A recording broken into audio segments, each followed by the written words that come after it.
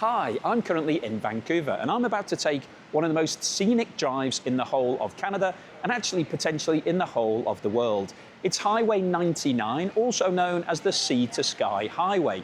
So I'm going to drive all the way to Whistler, which is the big ski resort. Now we're in the summer at the moment, so I won't be going skiing, but there's lots of outdoor things to do there. So this drive is going to be really beautiful, and I'm also going to stop off at a few really interesting points along the way. So come join me on this drive on Highway 99. So we're just leaving Vancouver here, and this is the first real site, is this big suspension bridge. Unfortunately, it's a bit rainy at the moment, so we can't see, but if you look to the right and the left, you'll be able to see some decent views over the water as we leave the city. But hopefully the weather will clear up a bit and it's not going to rain the whole way to Whistler. But I'll see you again in a minute. As the weather's not too good at the moment, I decided to stop off and get some refreshments. So if you've been following these videos, you'll know that we don't really have service stations here. You have to come to like a retail park like this. I've just come off the road, it's got mixed juice here, there's a Safeway, and there's a Starbucks in the Safeway, but it's not really suitable for sitting in, it's more of a takeaway. But I did find this place, Forecast Coffee, and they do amazing cookies. So I'm going to go in and get a selection of these cookies. And wait till you see them, they are absolutely brilliant. Okay, so this is my food on the road, and these are Wilder cookies. Don't know if you've ever seen them, but they are amazing. So this box is huge. Now, in this box I have 3 cookies. Let me just refer back to my notes so that I'm telling you the right information here. So we got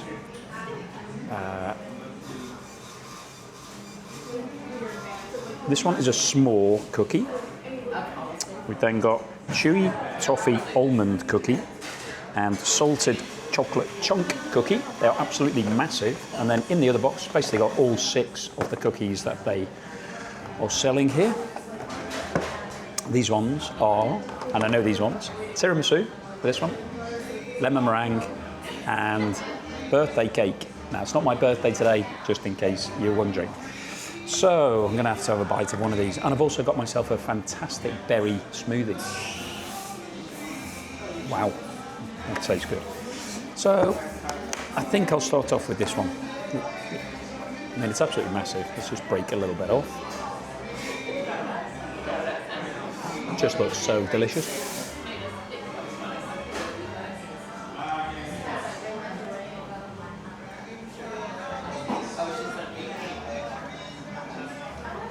Wow, amazing. So I don't think I'm going to eat all 6 of these. That's probably a little bit greedy for this little stop, but this is certainly going to give me a good sugar kick for the next part of the journey. So I'll see you when I'm back on the road. Okay, so we're now back on the road. The sun is out, it's stopped raining, so that was a really good break, and the scenery is now starting. So if you have a look out the front, you can see we've got some mountains, lots of greenery, we've got some great water to the left, and this road, Highway 99, basically goes alongside the water and the mountains all the way to Whistler. So some great views coming up, some great driving. This, as I said, it's one of the best drives in Canada and also North America. And the weather's now come out to make it a lot more pleasant. So I'll see you at the next stop. Maybe a little bits of scenery along the way.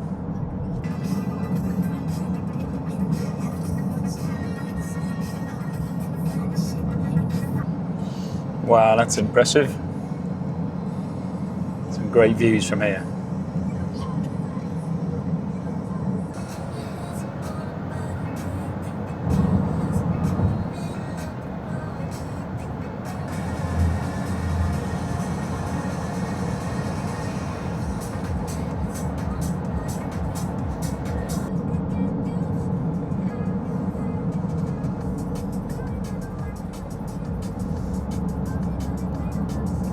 So here I am on the first stop on the way to Whistler, and this is the Shannon Falls Provincial Park.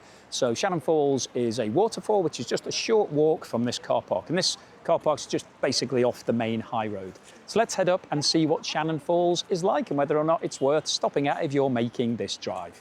So just a short walk up to the falls. You can see it, you can hear it really cascading down through the rocks. Wow, it's a nice walk though. Nice and pleasant, sun's come out again, which is nice. Yeah, you can really hear the sound of the water. You can see the... So Shannon Falls named after the guy who found it, I think William Shannon, 1889. There's the water. This water is coming down from the mountains. So this is actual snow that's melting and creating this waterfall. So that's amazing, the noise as you get closer to it. Really quite impressive. Wow, if we just look up above, you really see the power of the water coming down here. See if I can get a better angle to catch that water.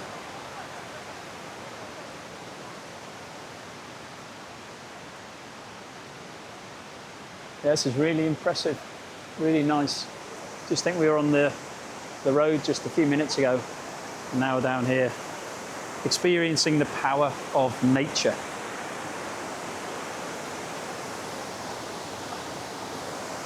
And just if you look up through the trees, you can see the water cascading down. It's really bouncing off the rocks. Just a lovely sound, lovely feeling. So I have to say this is well worth a stop. If you're making this drive up to Whistler, and it's a great drive anyway, it's nice to look out the window and see all the great scenery, but when you come and actually see nature at its best like this is what it's all about.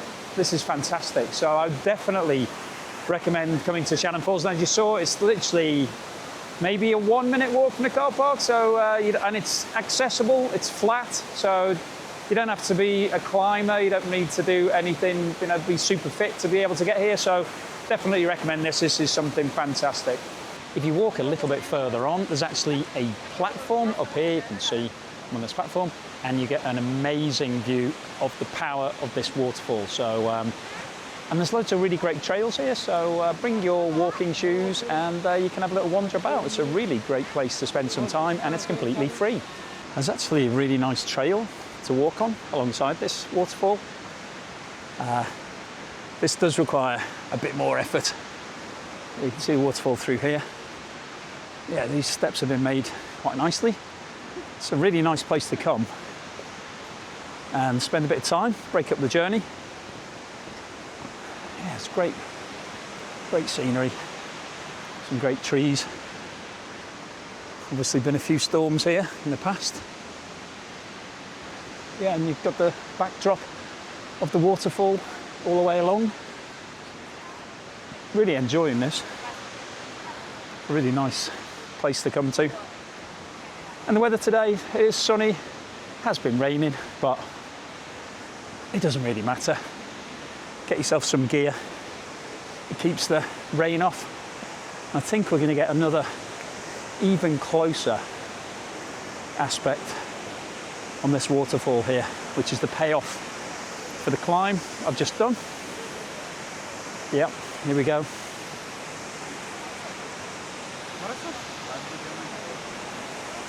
You can actually feel the spray of the water here. So I'm actually got some of this waterfall bouncing down on me. Absolutely brilliant. Okay, so we have just completed Shannon Falls and are now on our way to the next stop, which is another waterfall called Brandywine Falls. So yeah, a bit more scenery in between now and then, and see you at Brandywine Falls.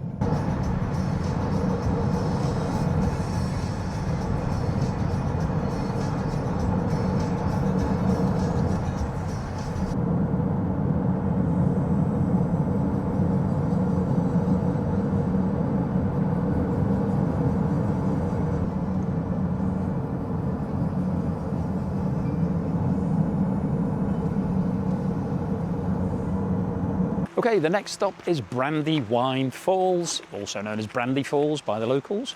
So I've just pulled off the road. It's about a half-an-hour drive from Shannon Falls. Very pleasant drive, really nice. And now just wandering up through the fantastic scenery here to the falls itself. I think I can hear it. I can definitely hear it in the background. So let's have a look at what it's like.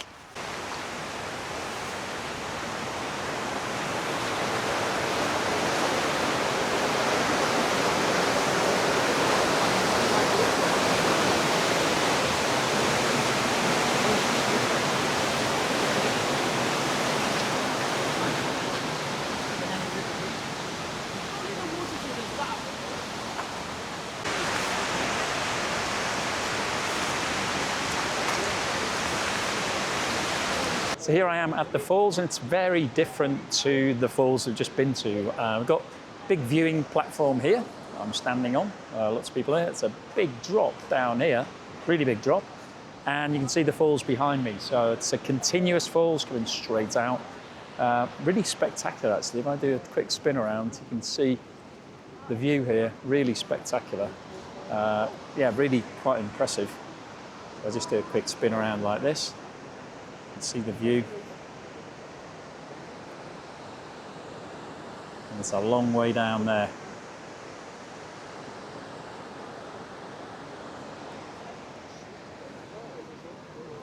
So quite a different experience to the Shannon Falls, but still well worthwhile, and really great views here. Some great photo opportunities, so definitely worthwhile. It was a bit of a longer walk. It was probably 4 or 5 minute walk. It wasn't very taxing, pretty easy. Anyone could do it. A bit uneven underfoot though, so maybe difficult with a stroller or a wheelchair, but still a great view, great photos, and worth doing. So let's get on to the next stop. The next one's really interesting.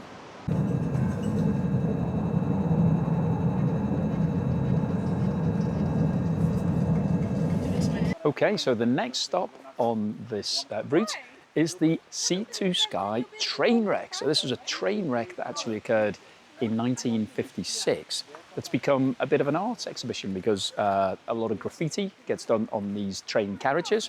And as you can see from this map here, we've got to go, it's 2.6 kilometre return trip, so it's 1.3 kilometres, elevation gain 71 metres, and it's gravel surface. So probably a little bit more challenging than the other ones. There's also a really nice suspension bridge at the top here, so really looking forward to doing this trail. So let's get going. Now, there are not many amenities here, but there is a toilet. So if you are desperate to go to the toilet, this is the time to do it before you get started on the actual trail itself, which is really nice in terms of being part of nature and just feeling like, you know, you've just come off the road, but we feel like a million miles away here. It's sort of really quite lovely being in the trees and just sort of being at one with nature. So, one thing to bear in mind, bears do live here, so need to watch out for bears. I'm sure we won't see one, but you never know. Let's get started.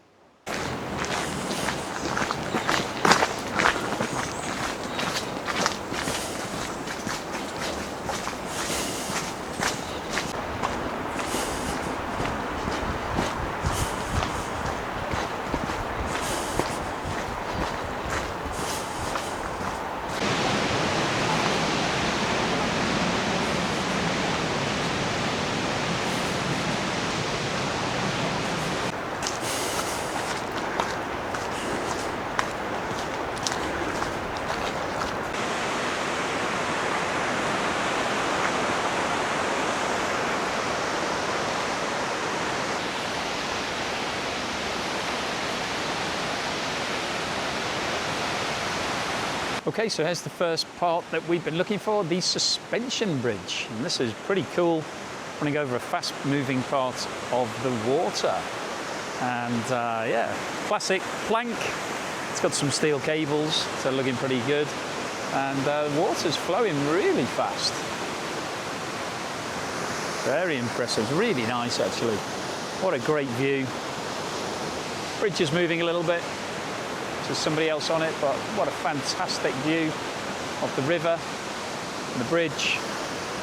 Absolutely brilliant. Fantastic. So I definitely recommend making the effort to make it to this bridge, but this isn't why we're here, not just because of this bridge anyway. It is a great thing, but I'm here to see the train wreck, so I'm going to carry on and find that train wreck, which happened in 1956, and the details of the train wreck is that, well, I'll tell you when we get there. So I've now made it to the train wreck, and there are 5 carriages in this wreck, and you can see that they've been graffitied up. So people come and graffiti, so it's now seen as being changing living art. Now, the reason why this train came off the tracks is that in the 11th of August 1956, so it was a long time ago, they were behind schedule. They were actually carrying lumber, these wagons, and because they were behind schedule, they decided to accelerate. So the train driver decided to push the speed, and it was travelling at twice the speed that it was recommended to. And unfortunately, as it came to a narrow part of the track here, it derailed and it crashed, and these carriages were completely wrecked. And because it's so inaccessible here, they've just been left here for more than 70 years.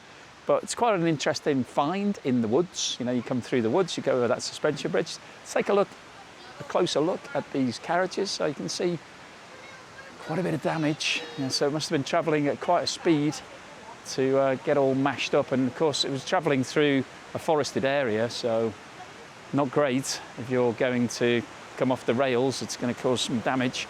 You can see the graffiti that's been put on here. It's quite fun. It's pretty safe. Obviously, it's been here for a long time. These aren't going anywhere, and these carriages are rock hard. They're all steel containers. So let's take a look. This one's open, so let's see if we can have a look inside here.